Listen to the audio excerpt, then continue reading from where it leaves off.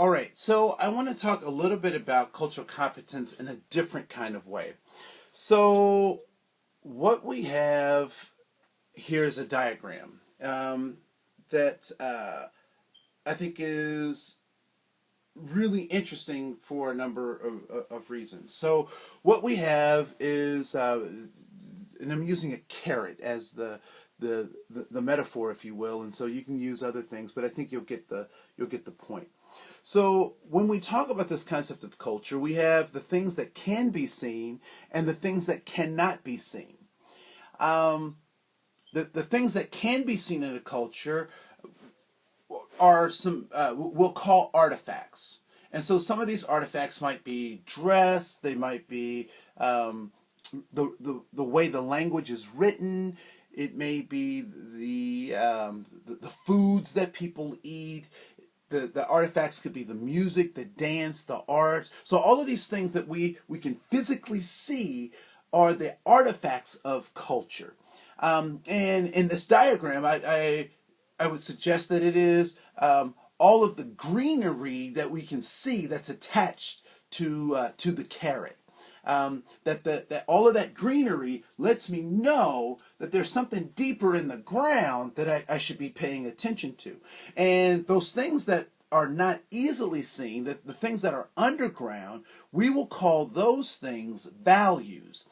Now, the interesting thing about the things that are below the ground or under the ground is that those things can only be seen when we are in relationship with people, because the values are the things that are very special or unique about myself or my particular group.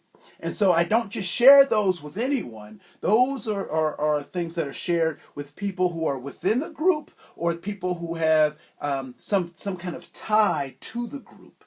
And so when we start looking at this metaphor of this carrot, we understand that the artifacts is all that greenery, and that greenery is attached to the values. And so what we understand is that for the greenery to pop up, it has to stem from the core values, the things that are most important in the culture. And so those values may be things like the sense of beauty. So although in the artifacts I see that a galabea or a top or a hijab or a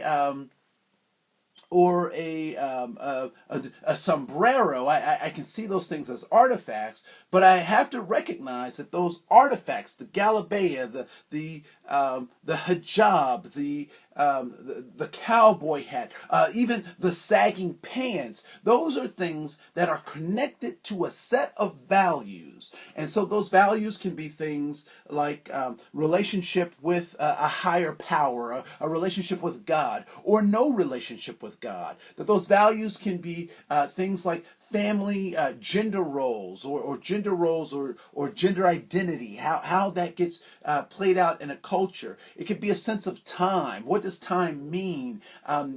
Is it being on time? Is it being in time? Does it mean I show up when, I have friends who show up an hour later because the time for them is a bit more relative than it is for me as I try to relate with them. And so all of these things. So, what is beauty? What is beautiful in one culture is not the same as something that's beautiful in another culture. What does parenting mean? What is the meaning of life and death? How does that get defined? What are the rituals associated with life and death? These are all things that values stem. So these are things that are the basis of our cultural experiences, where the artifacts actually are the physical manifestation of all of those values. So the artifacts are the things that you see because it is deeply rooted with these values. So there's a connection between the artifacts and the values. There's a direct connection between the artifacts and the values. Now, one of the things that typically happens is that oftentimes that the artifacts get disconnected from the values. And when the artifacts get disconnected from the values, we end up with something referred to as a stereotype. Now, I don't know about you, but I've oftentimes heard stereotypes, seen stereotypes, and I've asked myself, well, isn't that true? Isn't there a part of that is true? And I was always puzzled because people would tell me that stereotypes were wrong, that you shouldn't have them, but they never could really identify why it is that stereotypes are problematic. And so what I have come to understand is that when stereotypes are artifacts. They are artifacts that stem from the base values of that culture. But when the artifacts are disconnected from the base values, then we end up with these stereotypes. They look like the artifacts that are attached to a culture, but they're taken out of context. A good example of that, or maybe not such a good example, but one that I'll use anyway, is that dance craze that was happening called the Harlem Shake. Now, the Harlem Shake was this, the more popularized version was people who were shaking, and they would do this dance mob thing that was really crazy. But people in Harlem did not do that particular dance that particular way, and what people from Harlem called the Harlem Shake was something totally different than what was being demonstrated in this particular rendition of the Harlem Shake. Another way to kind of look at that is when there was a man by the name of Little Richard. Little Richard created a song, Tutti Frutti on Rudy. Wop bop loo bop bop bop bop. Right? So folks may be familiar with that. And then came a gentleman who was popular at the same time by the name of Pat Boone. And Pat Boone took that same song out of its original context, stripped it of its culture, and created the pop phenomenon of the same song, but he smoothed it out. So it became wop baba loo bop a lop bop bop tutti frutti on Rudy, right? So he disconnected that particular artifact from its roots. Right? So now he has a bunch of greenery, but with no carrot. All right? And so another example would be, I think the young man's name is Robin Thicke. Robin Thicke took a Marvin Gaye song and disconnected it from its root in order to create his pop phenomenon. And so that becomes problematic. Another example is people dressing up at Halloween as other people. Right? So you'll have people dressing up as Native Americans, or one of the most grotesque versions of this, usurping of or magnifying of a stereotype, not connecting it to its roots, were people dressing up as Ray Rice and his wife, and she was a victim of domestic violence by an NFL player, and so people dressing up in those ways as Halloween costumes is another example of these stereotypes that have not been connected to the root.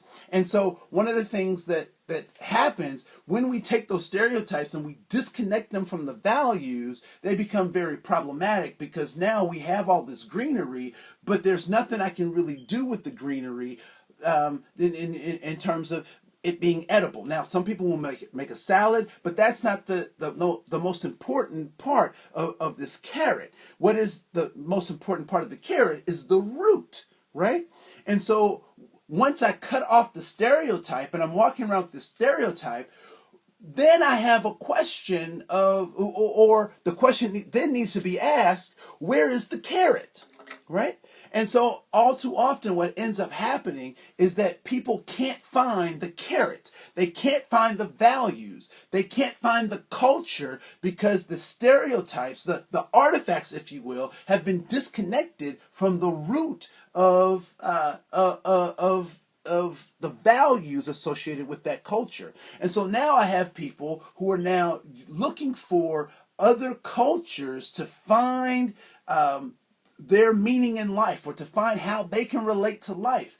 And so that becomes problematic because now people are grasping for more stereotypes, more artifacts, because they can't find the values in their own culture because they've been lost, because the artifacts have been disconnected from the roots, from the values of their own culture. One of the things that I had a problem with was white students acting, quote unquote, black. I couldn't understand that until I understood that my students were trying to operate and live in a certain set of values and find meaning in those values. And so without understanding your own culture, you will grasp for other cultures. And so, Andre, what is the answer to this? How do I become more culturally competent? Well, first of all, understand the values of the culture that you come from.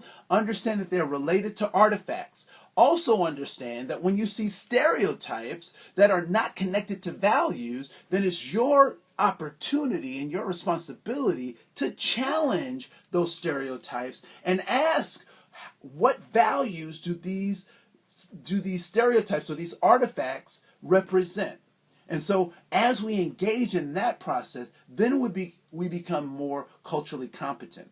When we work with parents, when we work with schools, we need to ask, I see these artifacts. What is the underlying value? Now, I can ask that directly, or that may be a rhetorical question that I ask myself as I work with these families or as I work with the school, because we understand that those artifacts are just the physical manifestation of values. And if we don't understand what the values are, we need to become culturally competent enough to ask.